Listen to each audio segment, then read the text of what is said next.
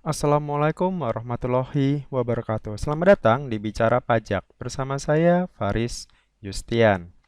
Baik, kali ini saya akan menyampaikan sebuah informasi terkait dengan adanya aturan terbaru, yakni tentang insentif pajak akan diperpanjang.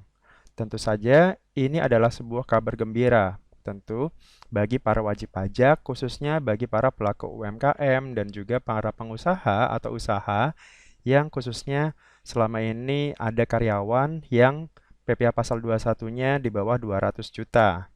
Karena ini masih menyangkut dengan yang aturan kemarin yang PMK 44. Nah, kenapa diperpanjang? Dasarnya apa? Adalah dengan adanya terbit aturan ini. PMK nomor 86 garis miring PMK 03 tahun 2020. Ini baru saja dan kurang lebih intinya adalah seperti ini. Jadi saya akan bicarakan tentang perubahan-perubahannya saja, pokok perubahannya saja. Sementara untuk teknisnya nanti bisa dibaca di PMK 86 ini. Baik, kita akan mulai dengan teknis atau apa saja sih yang berubah antara PMK 44 yang kemarin dengan PMK 86 ini. Baik, perluasan insentif pajak antisipasi dampak ekonomi pandemi COVID-19 ini. Jadi, selama insentif untuk COVID ini yang sudah pernah dikeluarkan oleh pemerintah adalah ada 3 PMK, Peraturan Menteri Keuangan. Yang pertama adalah PMK 23 yang paling awal keluar, kemudian PMK 44 yang ditambahkan adanya pajak insentif untuk UMKM. Kemudian di PMK 86 ini intinya adalah insentif ini akan diperpanjang dan untuk sektor-sektor tertentu juga diperbanyak. Kita mulai dengan PPh pasal 21 ditanggung pemerintah. Perubahannya apa saja di PMK 86 ini? Yang pertama adalah untuk sektor tertentu, KLU-nya, klasifikasi lapangan usahanya itu ditambah. Dari yang awalnya di PMK 44 itu sebesar 1062, sekarang berubah menjadi atau ditambah menjadi 1189. Kemudian WP Kite dan KB-nya insentif ini juga sampai dengan Desember 2020. Artinya insentif ini diperpanjang. Kalau sebelumnya insentif ini kan hanya sampai masa September saja. September 2020. Nah, untuk PPh pasal 21 ditanggung pemerintah, ini masa insentifnya sampai dengan akhir tahun, sampai dengan Desember 2020. Begitu juga dengan sektor clue-nya, itu akan diperbanyak. Nah, untuk sektor clue sendiri itu bisa dilihat di detail PMK-nya, di PMK 86 ini, ada lampirannya. Jadi bisa dicek kira-kira apa saja.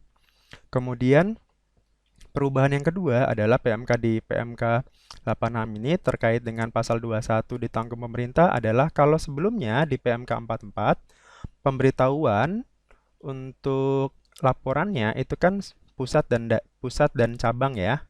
Nah, kalau di PMK 86 ini pemberitahuannya hanya disampaikan oleh pusat dan berlaku untuk semua cabang WP sektor tertentu per clue. Jadi hanya pusat saja yang perlu melaporkan.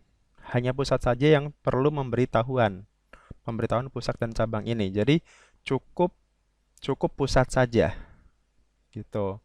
Untuk yang sektor tertentu tadi ya. Gitu. Sementara kalau pemberitahuan wajib pajak kita dan KB itu bisa pemberitahuannya pusat dan cabang masih sama gitu. Tapi untuk yang sektor tertentu, untuk PPh pasal 21 ini itu untuk semuanya. Jadi kalau misalkan perusahaan punya cabang, maka cukup yang pusatnya saja yang melaporkan atau yang memberitahukan. Di samping juga sampai dengan Desember. Jadi insentif ini diperpanjang sampai dengan Desember 2020 nanti. Kemudian yang kedua, bentuk insentif yang kedua adalah PPh final UMKM atau PPh final untuk UMKM ini yang 0,5% itu ditanggung pemerintah. Kalau di PMK sebelumnya, PMK 44 itu kan pokok pokok perubahannya dari PMK sebelumnya itu kan awalnya tidak ada menjadi ada. Dan dia harus lapor setiap bulan maksimal tanggal 20 bulan berikutnya. Mulai dari masa April sampai nanti September. Nah, di PMK ini, di PMK 86 ini, kan kalau di PMK yang awal ya, untuk mengajukan insentif, awalnya kan dia harus ada surat keterangan dulu. Dia harus ajukan dulu surat keterangan. Setelah dapat surat keterangan, baru bulan berikutnya harus laporan realisasi. Nah, kalau di PMK yang sekarang, dia tidak perlu buat surat keterangan atau dia tidak perlu buat suket, surat keterangan. Dia cukup hanya laporkan realisasi saja. Jadi dia langsung ke e-reporting saja, tidak melalui KSWP lagi, menu KSWP. Gitu. Jadi kalau teknisnya nanti silakan buka di situs DJP online, kemudian langsung di e-reporting, kemudian laporkan realisasinya setiap bulan. Kalau laporannya masih sama, setiap bulan maksimal bulan 20 bulan berikutnya. Jadi misalkan kalau Anda baru mengajukannya bulan ini, bulan Juli ini, silakan ajukan, kemudian maksimal bulan berikutnya, berarti bulan Agustus nanti Anda sudah harus lapor sebelum tanggal 20. Jadi baru Juli nanti bisa ikut insentif sampai dengan Desember. Jadi kalau yang awalnya September, kita perpanjang sampai dengan Desember 2020.